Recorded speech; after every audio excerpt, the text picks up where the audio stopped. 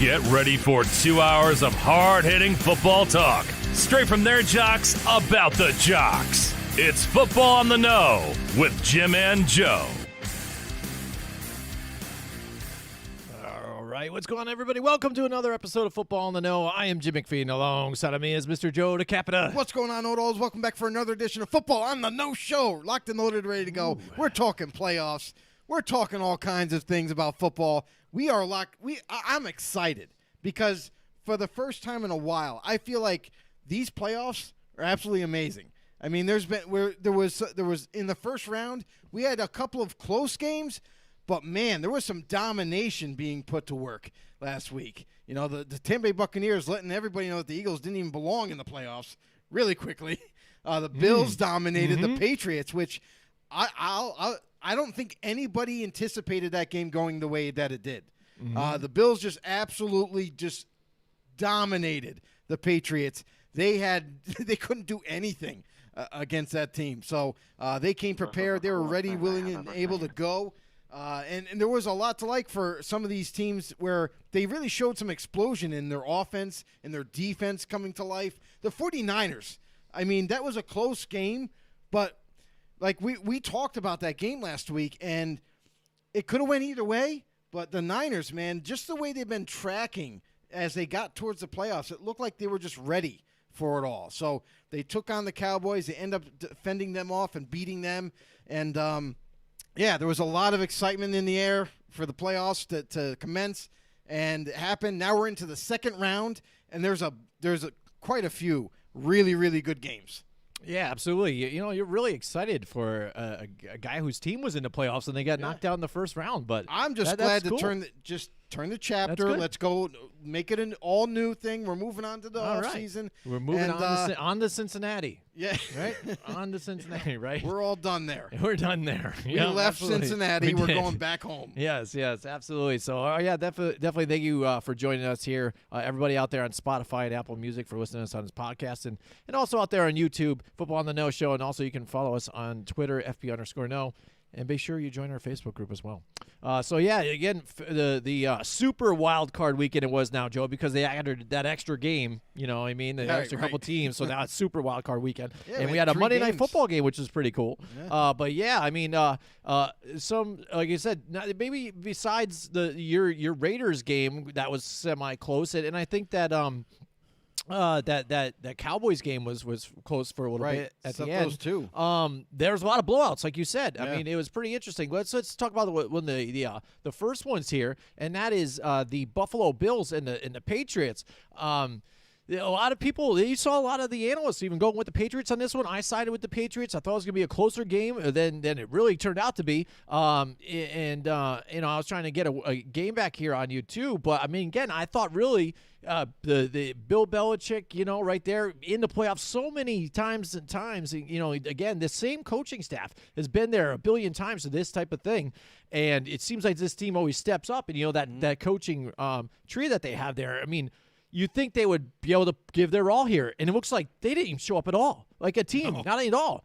I mean, for the Bills to do what they did, and for a coach that is like a defensive-minded coach too as well, it's one thing with the offense, and they're struggling, and I know the analysts and the commentators trying to paint this picture, the rookie quarterback, Mac Jones, and I thought he did as well as he could for what he had, but he had receivers dropping some balls too, but that defense couldn't stop the Bills at all. They didn't.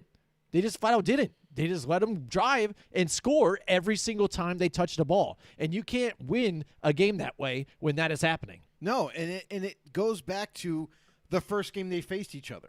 You know what I mean? Where the Patriots just ran all over the Bills. Right? Oh yeah, they did. And it had a weather.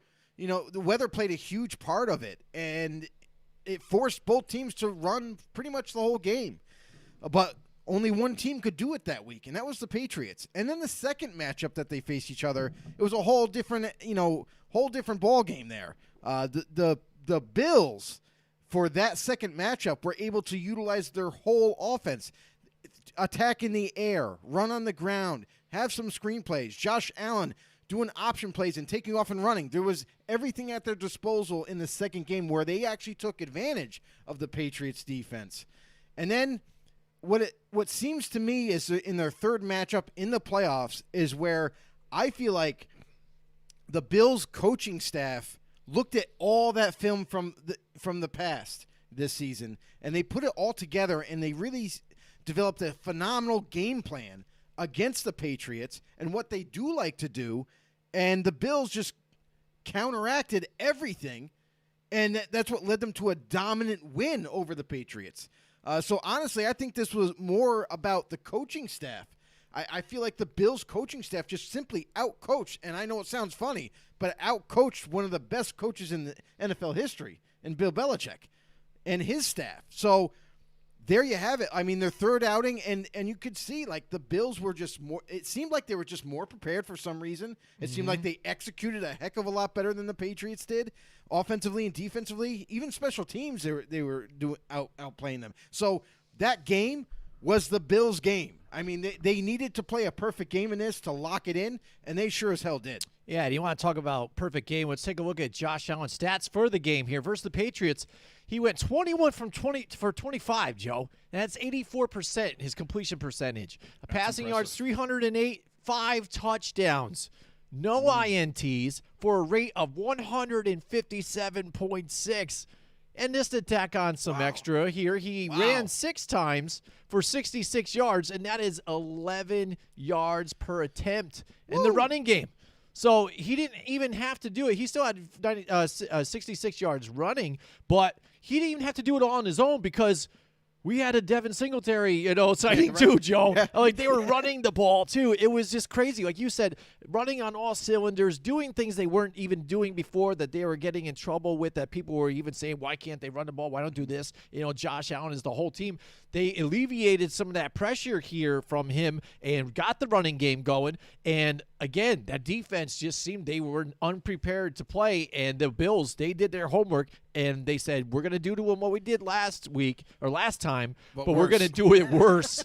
Yeah, and I think all the talk about the weather, it's going to be cold there. Josh, let's tell you how it was the last time you were there, and he's open about how cold it was. I think that was kind of even, they set in their minds that said, listen, this is not the narrative we want to paint for us in this one either. Like, we're tougher than this. We can't say this is the excuse. The Buffalo Bills can't play in the cold or whatever. Whatever that first game was.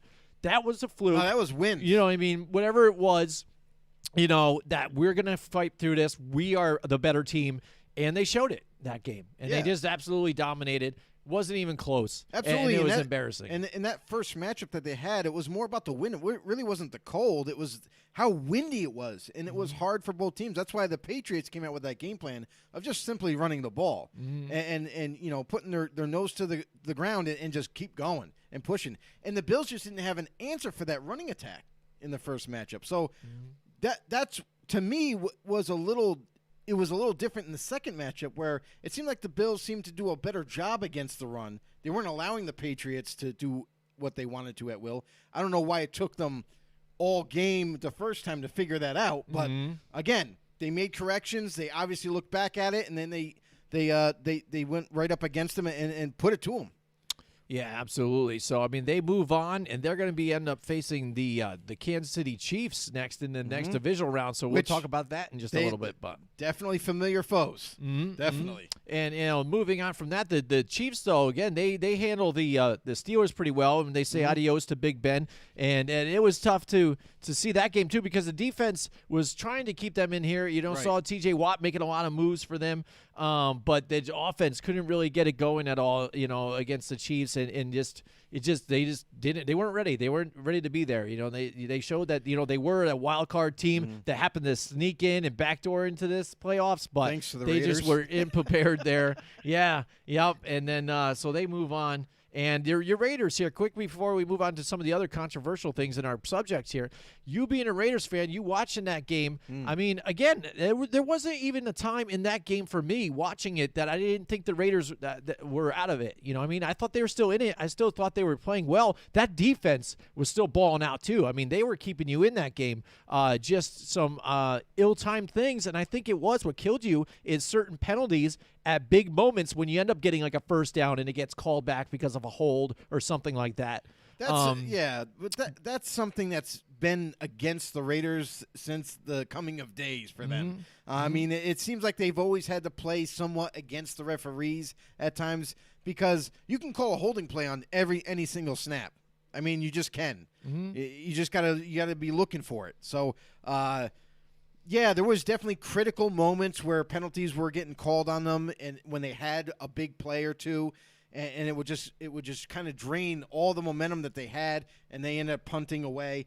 But what I will say is this about that Raider game is that they had opportunities to win that game throughout the whole contest. Mm-hmm. They had opportunities to put it away to win the game, and they just didn't get it done when they needed to. I attribute that to really offensive play calling.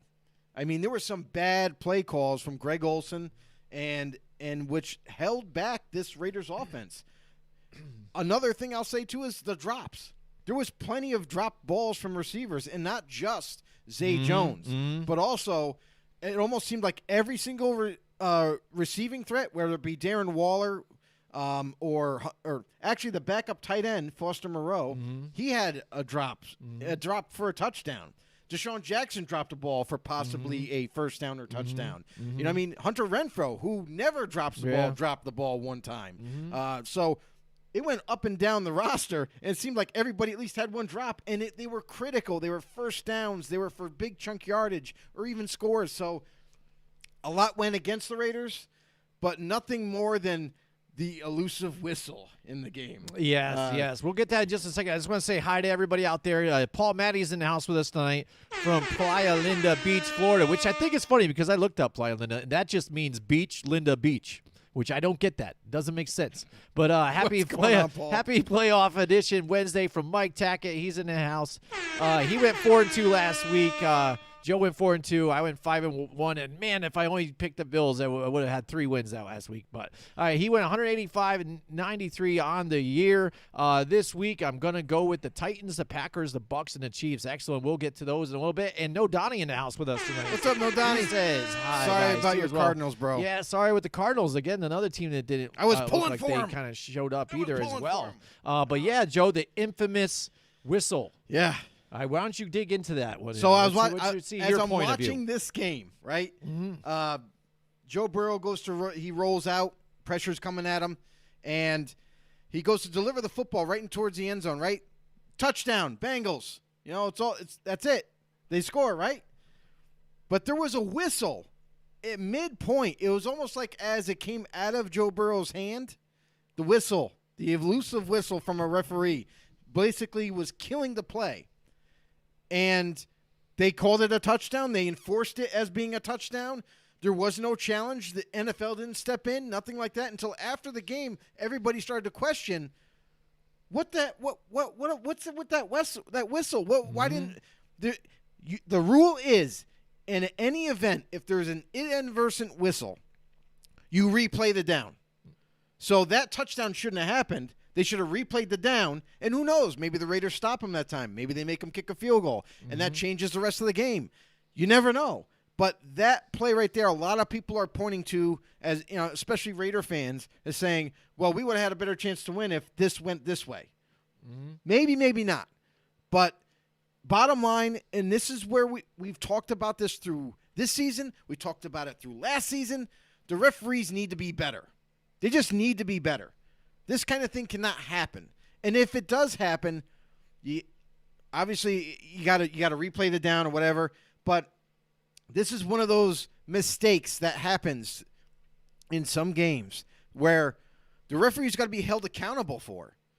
You know, if they're going to make a bad call, if they're going to mess up some kind of a play or stop a play from happening when they shouldn't have, there's got to be some repercussions for the referees. And what are the repercussions for this crew? Well, not only is this crew statistically one of the worst crews in the NFL, but also here's your penalty, guys.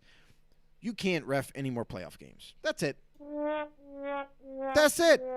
They'll be back for next season to ruin other games, but not in the playoffs anymore. So, to me, this there has to be some kind of grading system for referees where the NFL has to take it upon themselves. Like, listen, we are the cream of the crop in the football world. We need to be treated as such. We need to treat our game with some respect. And if a referee crew or a referee can't handle that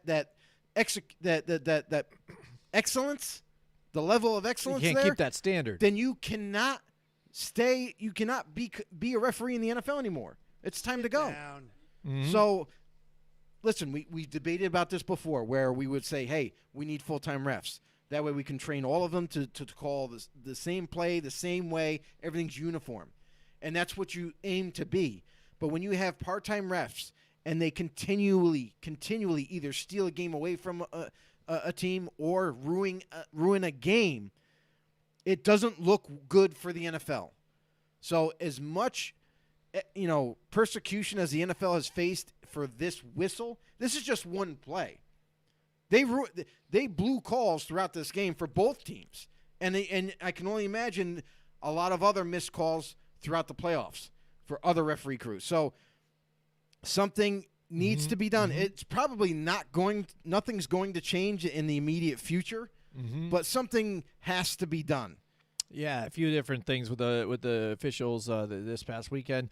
Mike Tackett says, a long time ago, my college coach told us never let the refs decide the fate of a game. Feel bad for the Raiders, but that's playoff football, baby. That's true. Paul Matty says That's human true. error is part of the game. Yeah, and I mean, I watched that play too, and that's why I want to hear your point of view too, because again, I know you're a fan of the team that it happened to, so I think you feel stronger about it too as well, because again, you look at that play, the whistle is there. No, I know, I'm not even saying it's even like it's a bias. No, I just want to make it clear to everybody out there is I'm not saying that's the reason why the Raiders lost the game. That's why I'm not blaming the officials to say like that call. I'm just bringing it up as a point that things need to get better referee-wise. So the Raiders could have won that game earlier than that. They could have pulled ahead and stayed ahead and won that game, but not saying anything like, oh, well, that's the reason why the Raiders lost. No, not at all. But we've seen this time and time again where human error intervenes with an outcome of a game. And, yeah, you might say human error is part of the game at times, but it shouldn't be. It should not be, because if that one decision or a couple of bad calls costs a team a game to win, then that's not being fair to both teams. You're taking away a win from a team that probably deserves it and giving it to a team that doesn't. That's all I'm saying. Right. I mean, and again, looking back at this one, I think when you look at the play, I just think that I think it probably would have been a touchdown anyways, even though some of them stopped on some of the play and bailed on it. But so that's why I think they really didn't want to change or overturn anything, because it was still kind of a run. But I understand what you're saying. The rule with the rule, is what it is. Inadvertent whistle, replay and the it fact down. that they didn't try and look at it then. Instead, they just said, hey, we understand what happened, but we're going to release a statement after the game about everything. I think it's kind of shady in itself. But you said, talking about the penalties and the things that the human error that changes the aspect or the outcome of games too. We've seen it throughout history. We've seen it with, look at the immaculate reception. A lot of people still think that actually wasn't even a catch. Some of the other ones that have happened.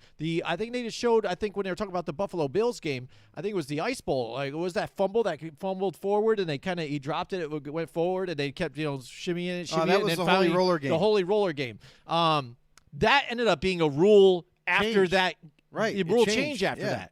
Your tuck rule game, with the Patriots and the Raiders. It was a fumble. And there you go. But then the rule followed after that whole thing and everything too, and things changed. It was a fumble. And and this is what you're going to see. So now this has maybe come to light now. Maybe there's going to be more closer views or eyes on this whole thing, and maybe we will see with this referee crew that something will happen down the line that further, instead of just saying you guys are going to do another one for the rest of the year, that maybe there is more specific training, or say, hey, you guys can't be doing this. Like maybe he accidentally was like, oh, whoop. He was like, oh, I thought for a second, so I did it. But that matters. That matters if you end up blowing a whistle, because people, they're also taught to play to the whistle. You hear a whistle, you're like, what? All right, it's stop. So. But the thing is, that rule that's in place, if there is an inadvertent whistle, you need to replay the down.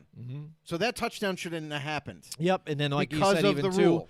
Like I always say too, and I understand it's a play, but you can't let it be all about that play. And it's not about that. Yeah, play. I know, but that's what a lot of people are doing. And I'm saying, well, I understand that too as well. But I'm just saying, if sort of like with the Dallas game, if you want to complain about something, you should have done more throughout the game to not have to rely on that particular play or something that made it a difference in that you should have been able to win that without it. So I'm not relying on that play. Well, I know you're not, but I'm saying you're not. I'm saying a lot of people are just bringing it up, and that there's a big problem. But that's the thing. They couldn't have got that touchdown during that play. Yeah, maybe they couldn't. Maybe they were.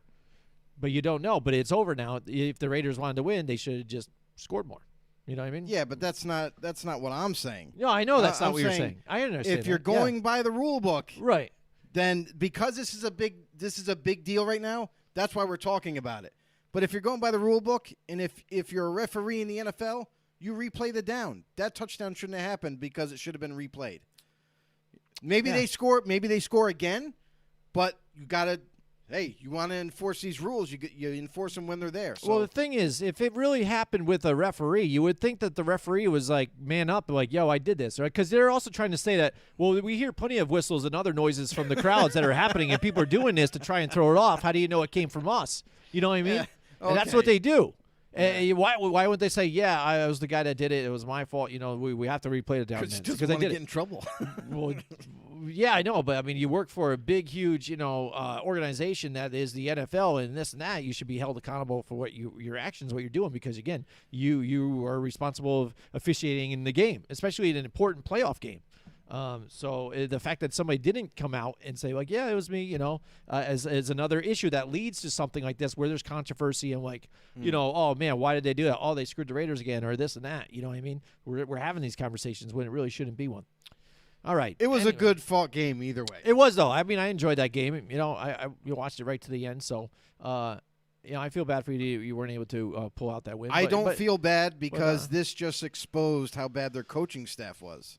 Mm-hmm. A lot of people. How do you feel about Bisaccia? Because a lot of Mm. Raiders fans I'm talking to, and I hear they really love the guy still. They think he's great, and they wouldn't mind having him back as their coach, and think that he should even get other coaching opportunities in other organizations. What do you feel about that? The thing with Rich Bisaccia, and I get it. He's a great guy. He's phenomenal. The players love this guy, and any team that he's been on, the players have absolutely adored this guy. Like he's down to earth. He talks about you, about your family, about your everyday life. Like this guy really gets down to the bottom of your heart and digs deep personally on a personal level, which not a lot of coaches do. So that's why he has all this huge following of everybody loves and adores this guy. He even wrote letters. Get this, at the end of this Bengals game in the playoff loss, he was writing letters to his team. Like saying thank you for all your hard work, your support, blah, blah, blah. So that shows you what kind of a person he is on that level. Now, as a coach, here's where I separate the person from what you need as a head coach. Rich Bisaccia has never been, and this is a sticking point for me, he's never been an offensive or defensive coordinator. The one that has the X's and O's game plan, week to week is involved in developing a game plan.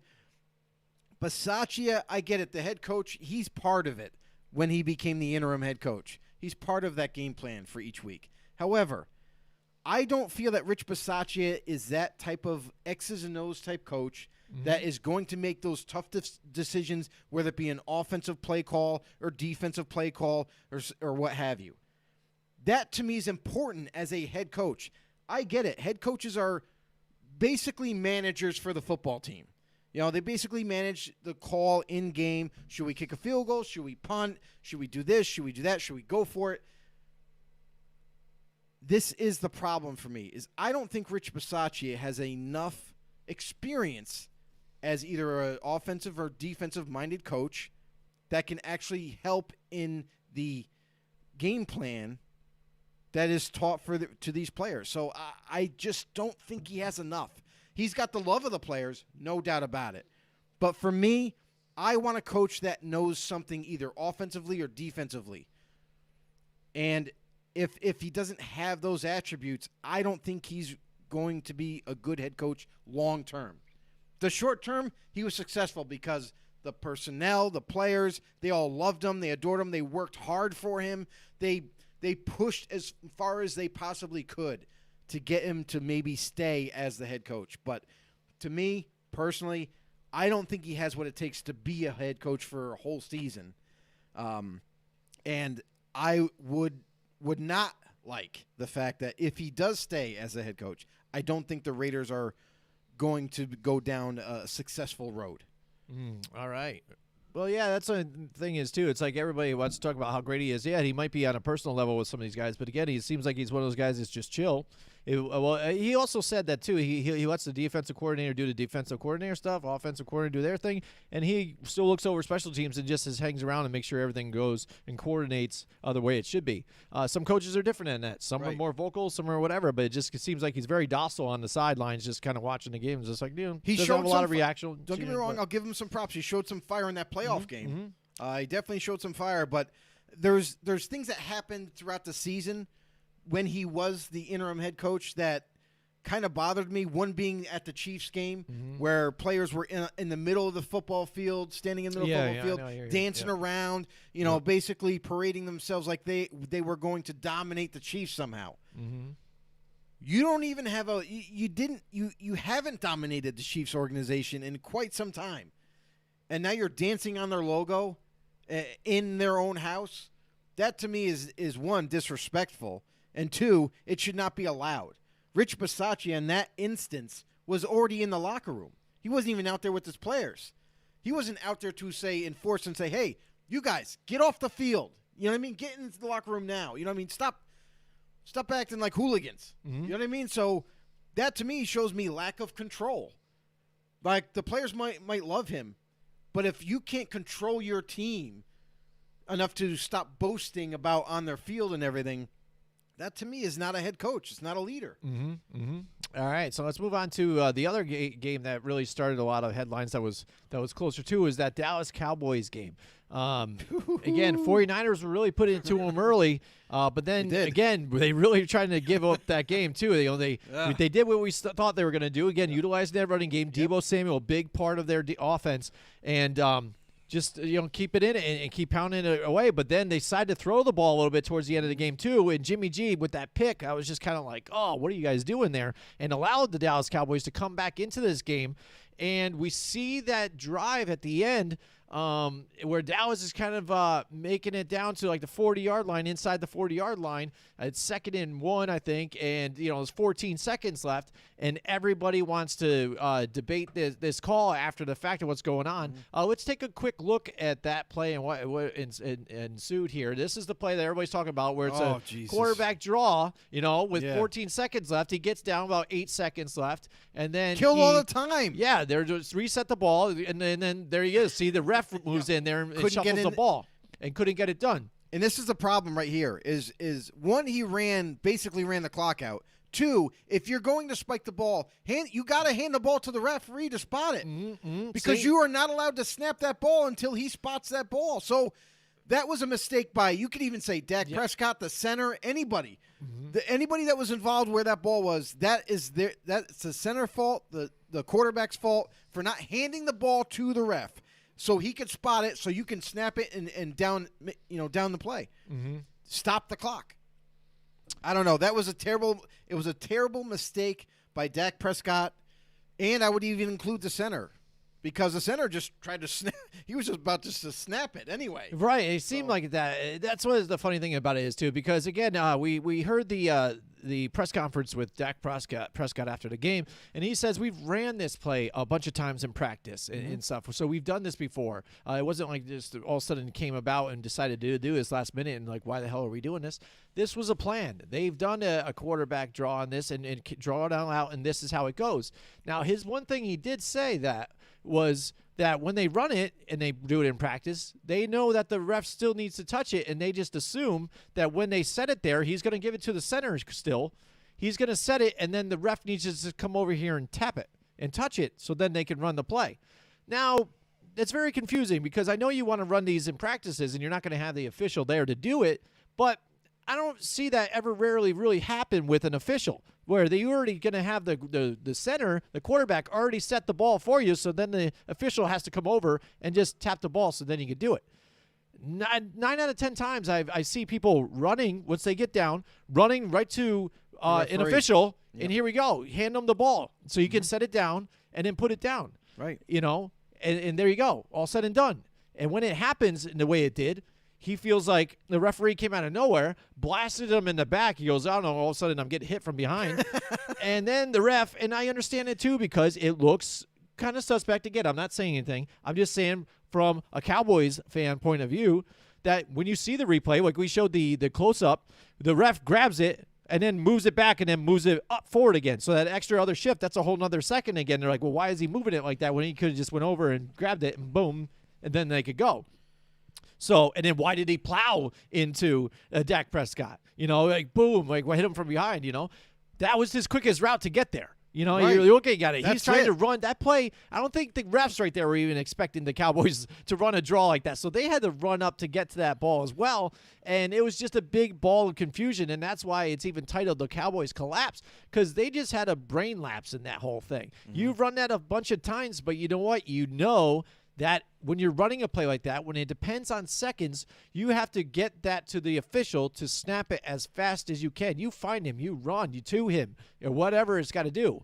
So make it so they can easily get to where it needs to be spotted, not climb over your offensive line and bump you in the back. And then even after the ref said it quick, Dak even took another second before he actually snapped it. So, I mean, there was even time. The one thing I'll say is Dak Prescott, slide earlier. Slide earlier so you save yourself a few more seconds and then down it. And if you want to nitpick and say, oh, well, the referee was in the way. Listen, he's trying to do his job just as much as you are. I understand that they were trying to hurry up and try to get it down and then snap it to down it and stop the clock. However, you do have to allow the official to touch the ball and place it. Now, even for him to take the ball and then he moved it back but then moved it forward and then let it go, that was him placing the ball where he thought it should be placed. Right. So once he does that, he tries to run as quick as he can to get out of the way. But the problem is Dak, you literally ran enough timeout to where it was almost impossible for the referee to get there, place it, and you snap it to down it and stop the clock. It's that simple. You shouldn't have ran as far as you did. I understand you get as much as you can, but you gotta know 14 seconds, 13 seconds, 12 seconds. You gotta have that clock, that mental clock in your head right now as you're running. Be like, I should slide at 10. You know what I mean? Give myself plenty of time, my whole team plenty of time, the official to get there to place the ball, get out of the way, boom, snap, boom. We got 4 seconds left. That's what should have happened. But he ran a little too far, stretched that play a little too far, to where when the ref came, bumped in, kind of disrupted the little thing a little bit, and then when he finally placed it, got out, time expired. So, actually, Dak, sorry, Dakota, it's on you. All right. Yeah, it's got to be because he's the quarterback, and that's what you do. You accept things like that. It was just funny at first. But that play, it was literally because of him, because he ran too much. Yeah, he could have just did it to the 30-yard line and it went down a little bit too. Because again, when you're sliding as a quarterback too, because you remember in that play, you see one of the 49ers defenders when they go to he slides, he actually touches him to touch him down, but he hangs on him a second too, because that's what you're taught also as well. You want to kind of hold that guy try to hold him down there. a second or two. Yeah, to delay it. Yeah, and he even brings that up. He's like, oh, he did a good part on his thing because that's what he's taught to try and do that too. My thing too. But like you said, why not? He went down to the 25. Mm-hmm. If you went you were at the 40. So if you run a 10-yard gain, you're already knocking 10 yards off. You're looking at a 30-yard shot now at the end zone. That's better than a 40.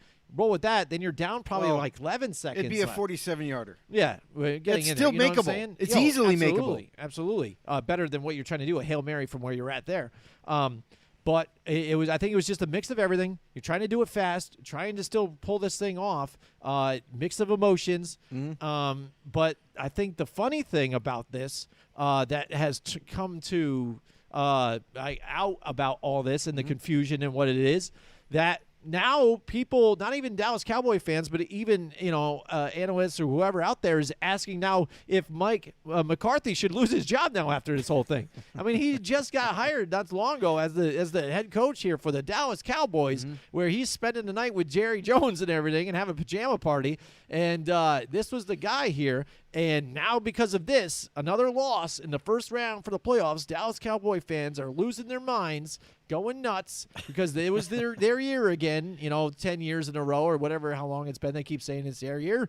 And they lose out in the first round, and it's something like this, a weird debacle to where they're trying to blame the referees, and then now they want to force it as, well, now it's not Kellen Moore because we love Kellen Moore, so it's got to be Mike McCarthy. Yeah, right? Like, they're in love with Kellen Moore, too, and I don't get this. And that's the thing. I don't understand even the coaching opportunities that people are looking at Kellen Moore for head coach. Oh, a lot of people, a lot of teams. And do you think now this might have hurt his chance of maybe getting one of those job opportunities, too, looking at something like this that had happened? I would say because of this play, no.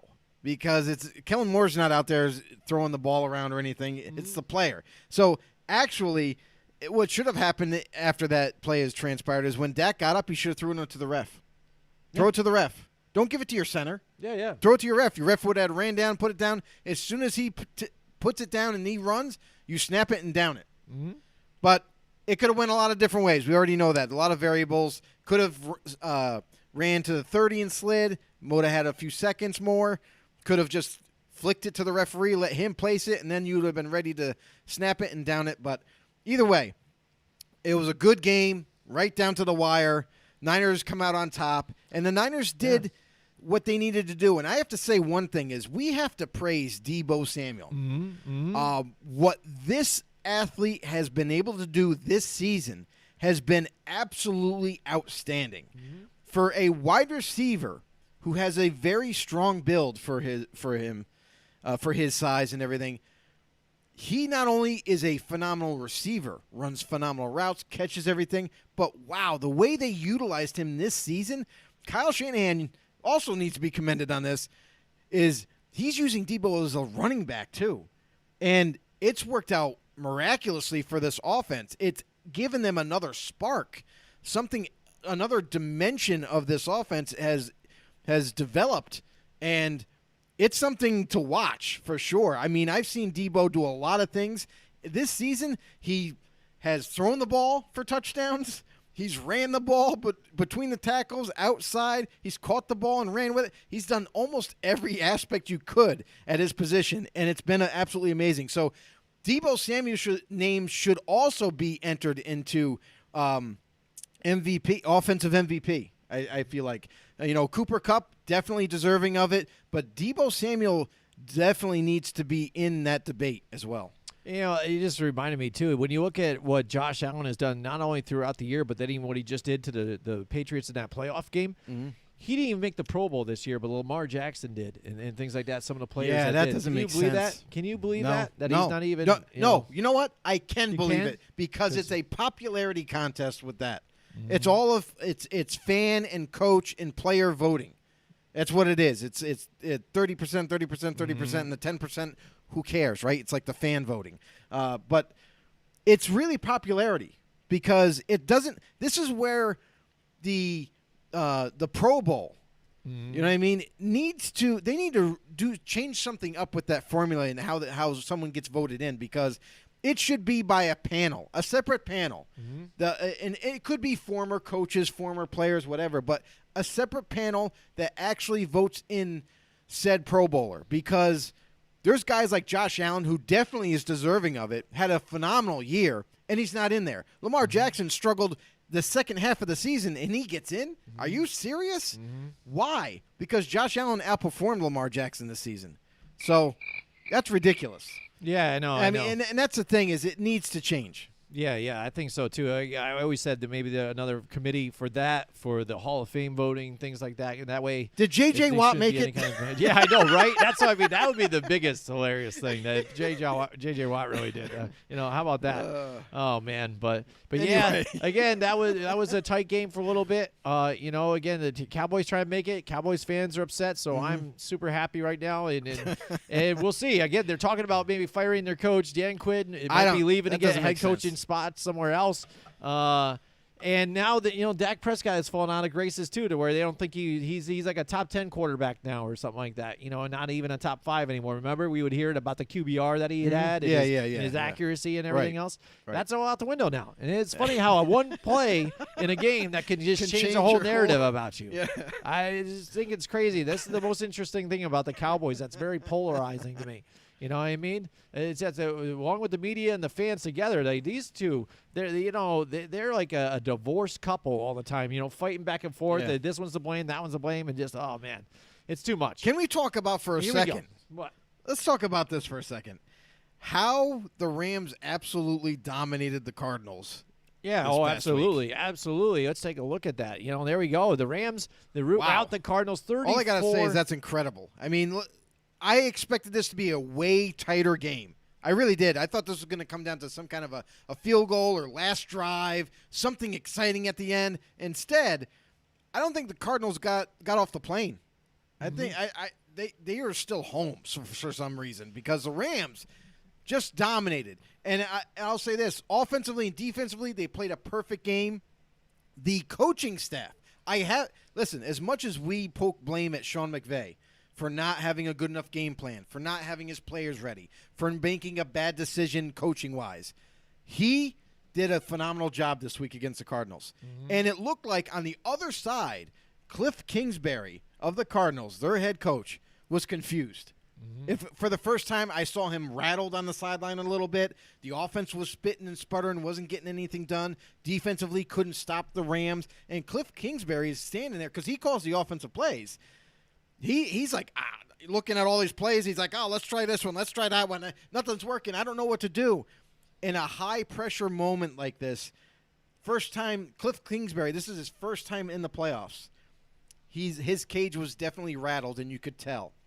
So the Cardinals weren't prepared. Listen, you could say, they didn't have DeAndre Hopkins, and that's the reason why their offense – you can't point blame at one player and tell me that's the reason why they couldn't move the ball. They've done it before. Mm-hmm. Heck, they did it without Kyler Murray, for God's sakes, and still got a win or two. Yep. So coming into this, to me, it just didn't look like they were ready or prepared for this Rams team. Yeah, I mean, that's the thing. Like Cliff Kingsbury had said even about this offense. He laid it out in front of you. This team goes wherever Kyler's going. And I'm not so much on the Cliff Kingsbury thing like you are, that maybe he was just, clueless out there. I think he was throwing things out there that probably would have worked, but just the execution was that bad. And I think Kyler Murray was just not executing the plays really well either. I mean, I understand you're still getting – it's tough to stop, Von Miller and then Aaron Donald right there too and stuff. They made it a lot easier for Eric Weddle to get back in the game. How about that, right? He's like, I have to sit back. I don't have to do anything. I'm playing safety for the first time in forever. I'm 40-something years old, and here I am, But, yeah, I think just the execution and things were just going wrong. And where he's looking, they panned to him on the sidelines, and he's kind of just like, really, Kyler? Like, you just did that to me again? He's like, come on, bro. Because you saw it. You've seen things where Kyler Murray's able to get outside, and they even let him get outside a little bit, run, make some plays. And when he got rushed in this game, he did bonehead things. Like that interception when he was in the end zone about to take a safety. Flinged it up in the air. Throw it to the sideline. You had a receiver over there. Just throw it to the sideline. Instead, you do a bucket toss pass and then just up in the air, just a can of corn. It would have been a safety anyway. It might have been because there was a safety. Yeah, if he got tackled. But if he threw it away, it wouldn't have been a safety because he wasn't outside the pocket. You had a receiver over there. The receiver's right there on the sideline. I think it was a lot better to play than that. Anything looks better than I say the better play would have been just take the sack. Take this, yeah. Well, as I said, looking at that 2 points is better than giving up a pick six right there, right? Right. And it's kind of funny because my wife watches football sometimes with me here too, but she watches the commercials in between too. And just a few before that, we got to see the whole Kyler Murray with the VR, and she goes, and then that play happened. She goes, that VR training really isn't really working for him. I'm like, yeah, obviously not here because of what he's done. But like I said, I'm not really on board with the Cliff Kingsbury. I understand it's his first time, and I'm sure even some of it was overwhelming because McVay has been there. He's a mastermind. He knows, watches film, things he might have done before, and whatever I could do to make things better and change things up. But also the execution by the Cardinals was just not there. You know what I'm saying? Mistakes. The A.J. Green thing that looked like it probably was a catch, but he didn't come down with it too. That wasn't a catch. Altogether, yeah, I know. But altogether, just poor execution by the Cardinals, and they just weren't ready. And that defense wasn't able to stop the offense either. Like Matthew Stafford looked really well, and Cam Akers running all over him. You know, what a great time for Cam Akers to come back to this team. It comes down to that game of they just simply weren't prepared, and that's really what it showed. Listen, if you're a team like the Cardinals and had as much success as they did throughout the whole season, they were dominating teams. Kyler Murray, yeah, he missed a few weeks, but then he comes back, and it looked like he was a little rusty too down the stretch. So poor execution by Kyler Murray, poor execution by the Cardinals, and I'm sorry, but Cliff Kingsbury just didn't look right. He doesn't look like his confident self on the sidelines, and nothing was working no matter what they were doing, because I'll tell you right now, the Rams defense played a miraculous game against Kyler Murray because they wanted him. Unlike any other team, they wanted him to run outside the pocket, because what ended up happening is they were playing a short zone where as soon as he got flushed out of the pocket, then here comes the corner. Here comes a linebacker right after him, and that's what forced him to get rid of the football, whether he threw it away, tried to make a play, and it just wasn't there. So that's really kind of what disrupted this offense. Yeah, absolutely. So then that's going to now bring up my milk carton missing player of the week, Joe. And it is no other than it's Kyler Murray. It's got to be, because again, his gameplay and what he's been doing just wasn't good enough here. Let's look at this his stat line. He went 19 for 34 for a 55 throwing percentage for 137 yards, 0 touchdowns, 2 picks, sacked twice, and then for that's a QB rating of 40.9. Joe. So 40.9, it's terrible. He all the together had a bad game.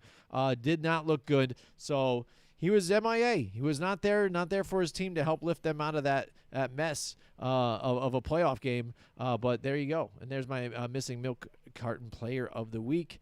So now that's going to bring us to the next divisional games here, Joe. It's divisional week. We have a lot of big games lined up here. Now we see the teams that we wanted to see in this playoffs. Let's look at our records here. We do have the competition going on. I was able to gain one more game on here, so I'm bringing it close. Hopefully I'm trying to, you know what I'm doing, but you know what my strategy is? I'm trying to pick away here a week at a time. So then it comes down to the Super Bowl, and if I can pick opposites for you, I want to play for the tie.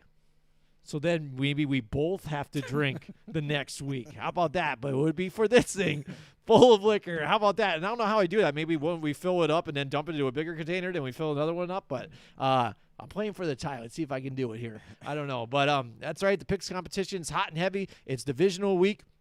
Let's take a look at our first matchup we want to talk about, and it is the Los Angeles Rams and the Buccaneers. These guys get to face off again. Matthew Stafford, Tom Brady. Again, the Bucs, they just pull out that win against the Philadelphia Eagles. Just domination again. The Eagles didn't really even deserve to be there, but that's how bad the NFC has been this season. That team like that with that particular record and the way they are just was able to make it in there as a lower seed. But again, this is going to be a good matchup that a lot of people want to see.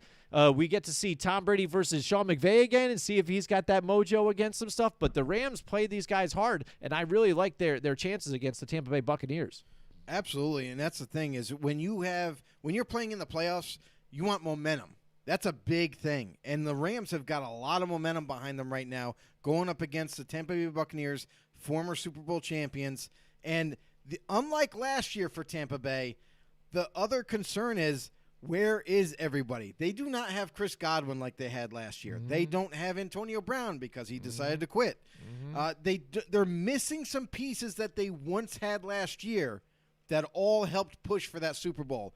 And I wonder how unified this team is going to be this week, because there was also a report out there where Bruce Arians, not only was he very abrasive towards Antonio Brown on the sideline, which led to him quitting, but also he smacked one of his own players in the helmet last week, and now he got fined $50,000 due to that action that he took. So Yeah, how about that? How unified will this team react as Bruce Arians still is their head coach? You know what I mean? Going into a playoff game. I wonder by defensive players like friends of I forgot his first name, but his Adams is the safety for the Buccaneers. He's the player that got slapped. Right. I kind of wonder, like, friends on the roster and stuff, maybe they might look sideways at Bruce Arians now. And maybe they might be, not willing to put forth their all on the football field. I mean, I don't know. I'm just kind of going off of a little bit of a tip on this, but to me, it kind of questions his leadership. I mean, what kind of a head coach smacks around his players, gets pissed off, says that calls for them to be out there even when they're not healthy enough yet. You know what I mean? So I don't know. I don't know if that's going to disrupt anything. Definitely not Tom Brady. We already know he's locked in, focused no matter what happens. But there's a little chink in the armor there for Tampa Bay right now, and it's coming apart a little bit. So I think this matchup is going to expose that. The Rams this week, I like I said before, I like how they're playing defensively and offensively. They got the running game going. Cam Akers returns last week at full go, and he really displayed a good game. Matt Stafford didn't screw it up. You know what I mean? His first big playoff game. Some of those when they hit the deep air ball, I'm looking if it's going to be a pick or not. He made it. He executed well, and he handled what he had to do. He did what he had to do to get this team to help get this team a win. OBJ, everything came together for them. Right. And defensively, they were lights out. So this game is one of the games that I'm really, really looking forward to because you got the former Super Bowl champions and the Rams that seem to be very hot right now in this one. I'm going to go Rams in this one. All right. Joe's going to go Rams in this one. Let me write it down here. Yeah, look at this one again. I'm thinking the same thing you are.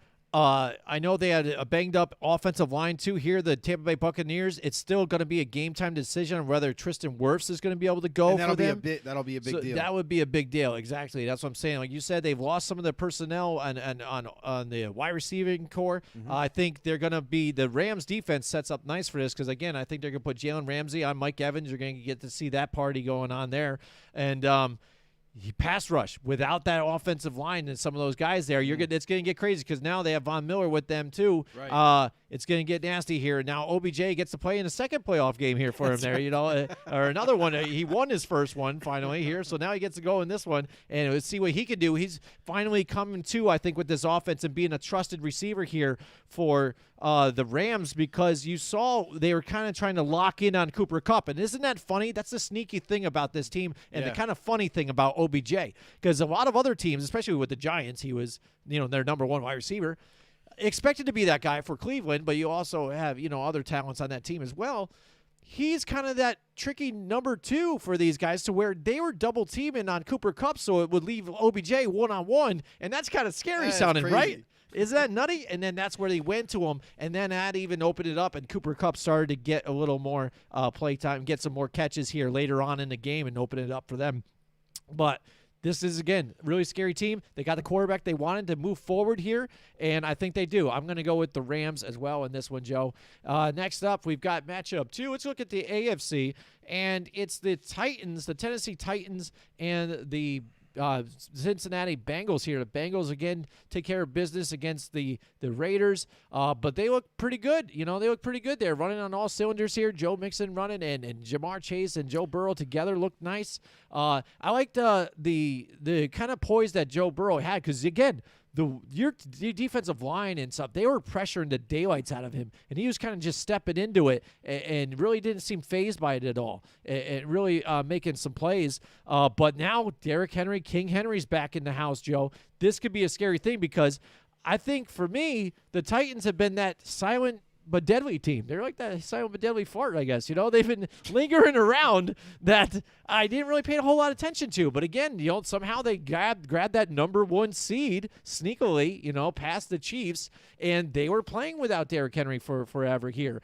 They had lost Julio Jones, AJ Brown too has missed some time as well, but been getting it done, and that goes to show you what Mike Vrabel and this team has been able to do coaching wise and keeping these guys prepared and to be able to play into the playoffs this far. And now they got to face off a young up-and-coming team in the Bengals. What do you got in this one? This is going to be a toe-to-toe like matchup here. The Titans have been very resilient as a team, right?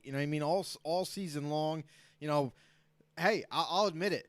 I was wrong about this team. I didn't think they were going to have enough gusto throughout the season to even win their division. I didn't give them credit for that either.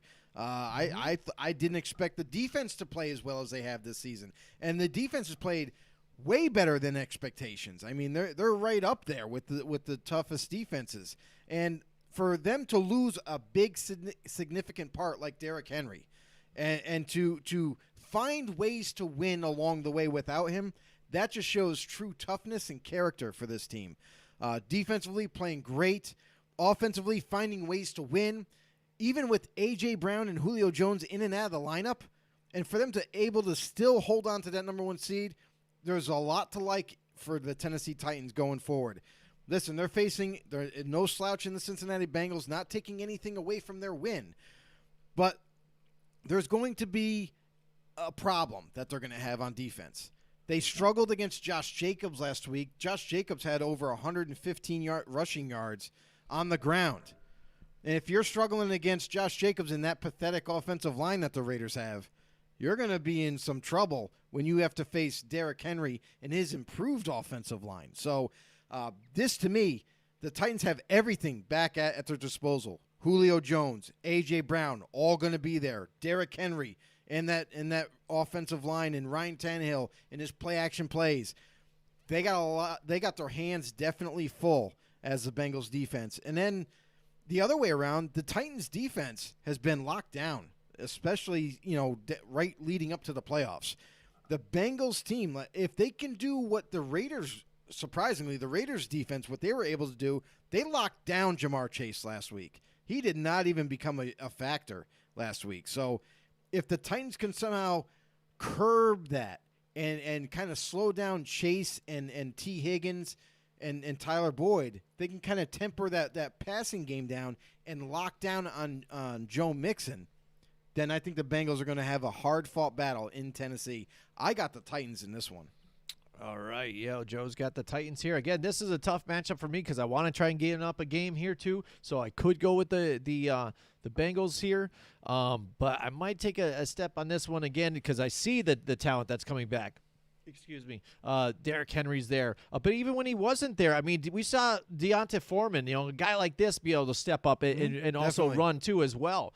And even Woodside at times. Logan Woodside, when he was out there running, he was making some plays. So that shows you, again, about preparation and this coaching staff and what they're able to do when they have these players that are not there and be able to pull out victories too. And altogether, I think they're just playing really well as a team. So, again, it was a nice story. I think that the Bengals, I think, are one of those up-and-coming teams. I think they're just a 1 year ahead. So it's one of those things they're playing hot. They're playing well. But I think they're here just kind of prematurely. I think next year is a better year for them to move forward. I like the Tennessee Titans in this one as well. All right, here we go. Moving on to the third matchup. Now, these games are definitely going to be some really super hyped and super exciting games here. Now, we've got to see the Buffalo Bills, and they're going to be facing the Kansas City Chiefs. Kansas City, again, this season, for me, they just haven't looked like the team of old again. Everybody wants to say again, it's got to be the Chiefs. These guys are poised to make another run at a championship. They're, again, looking at as a big franchise that's a dynasty. And yes, I've seen, the numbers. Again, Travis Kelce putting up over 1,000 yards. Guys still doing what they're doing. Patrick Mahomes making some good moves. But again, he's been making a lot of big mistakes here as well. Defense has looked sharp at times, but then off at times too. And that offense still, even though, again, the numbers are there here and there, they still look like they're a little lethargic getting going at times. And I still think they have a problem at the running game. As opposed to now the Bills on the opposite side, they look like they're running on all cylinders here now. They'll hit you in the passing game. They'll hit you in the running game. They got their defense that's locked down. I mean, if you look at that play, like I said, you can't. They want to try and say this was a rookie quarterback last week and he just wasn't ready. Mac Jones, this is what happens. You get into the playoffs. He threw a dime right there into the end zone, and Micah Hyde just comes up in front of that and he looked like he was the receiver snagging that thing there. It was just, what a beautiful interception. And this is what you get when you have this Bills defense here running on all cylinders. And it's going to be pretty scary there for the Chiefs, Joe. Yeah, and they already have some experience against the Chiefs. So oh, absolutely. There's not going to be too many surprises that push around that they haven't seen from them. Mm-hmm. Listen, they've seen the trick plays. They've seen the straight up, passing deep down the field to Tyreek Hill and company, Mecole Hardman and what have you, and Travis Kelce just attacking underneath. They've seen it all now. They have enough game film, at their disposal to create some kind of a good game plan. Listen, much like the Patriots game that they had, they've had 3 games against them, and they dominated the Patriots in the third.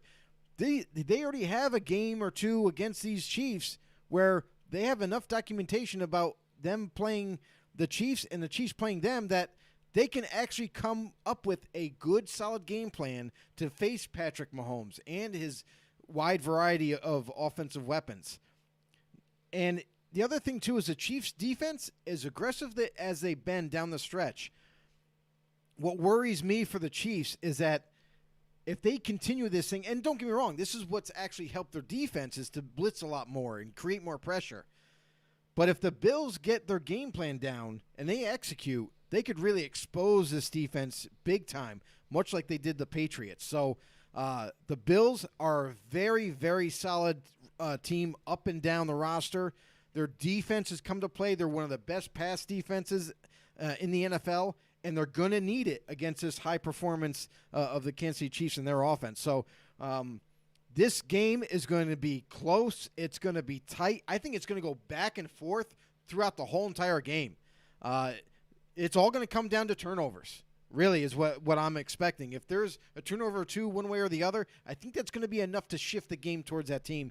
I got the Bills going into Kansas City and upsetting Kansas City. All right, man.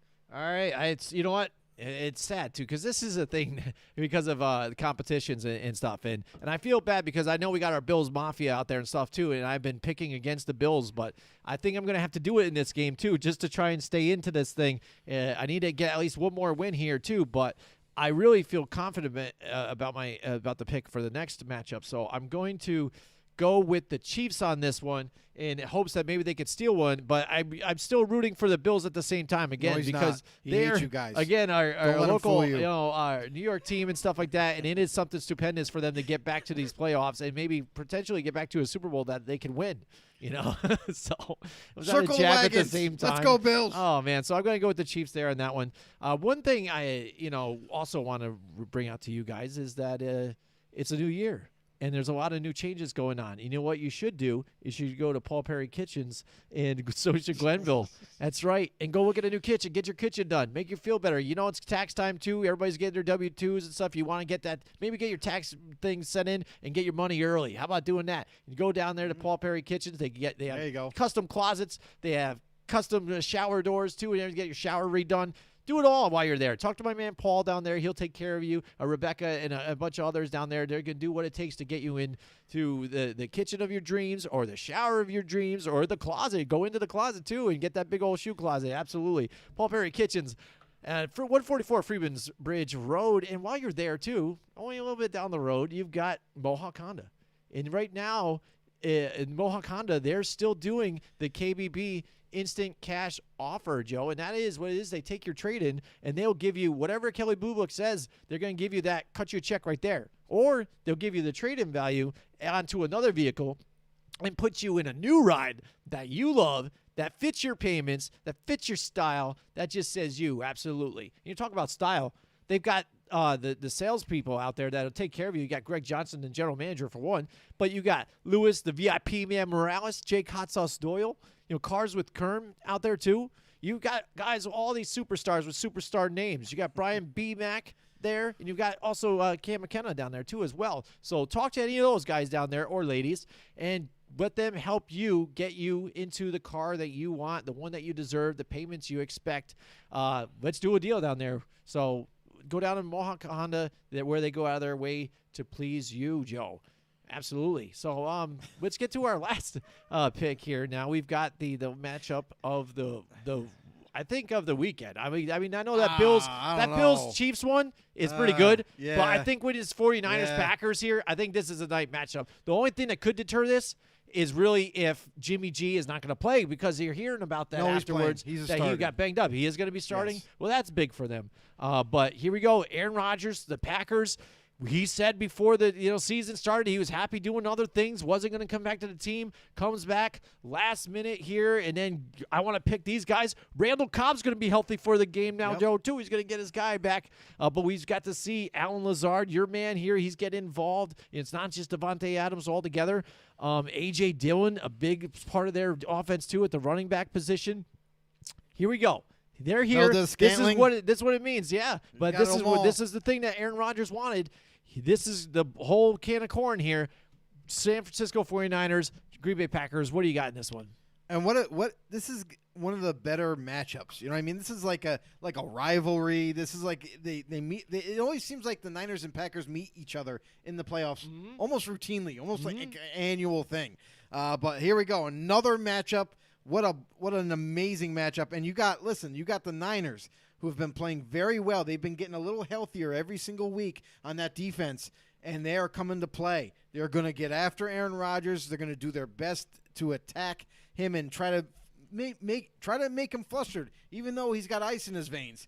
It's going to be a difficult task, to say the least. Not to mention, a lot of receivers have been stepping up for Aaron Rodgers this season.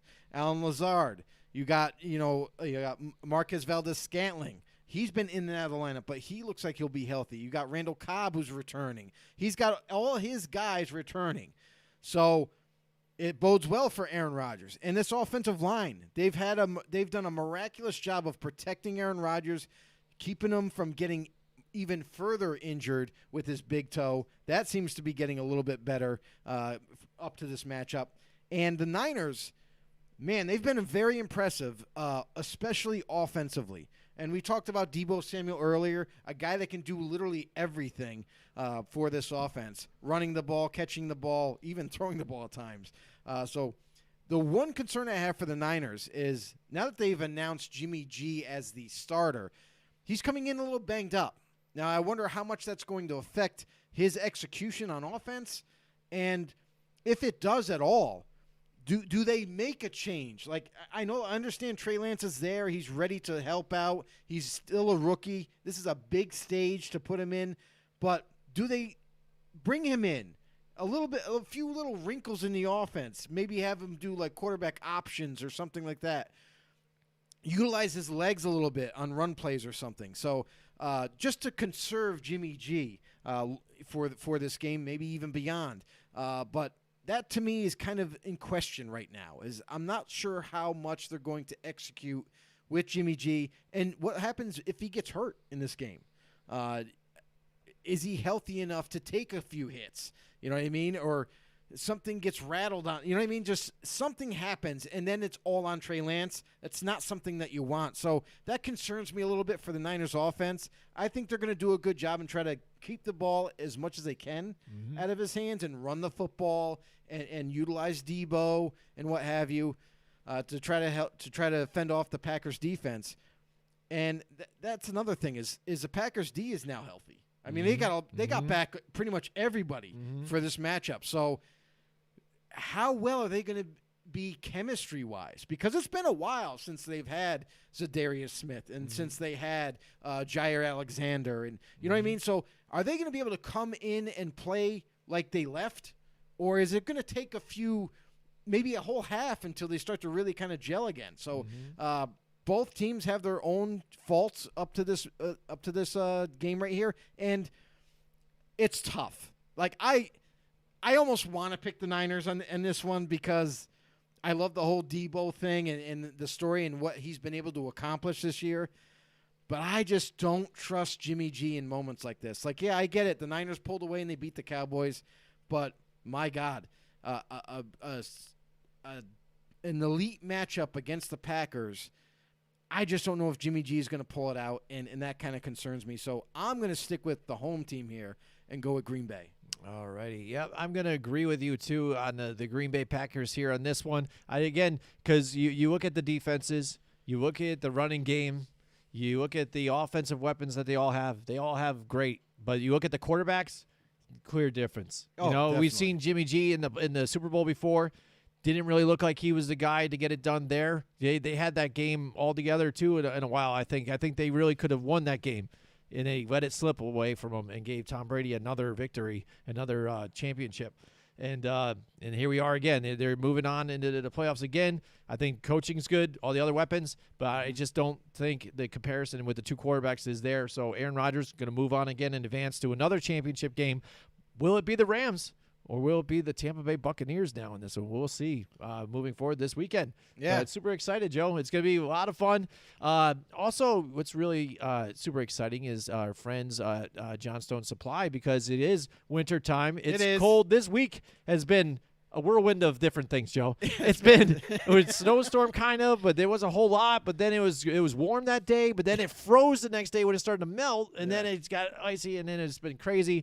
It's cold. But Johnstone Supply can help you out with that, right? It's almost like Mother Nature can't decide what she wants to do. So yeah, we're gonna have colder temperatures coming up again, right in the minus again. Absolutely. So before it gets here, everybody, listen. Does your furnace need to be replaced?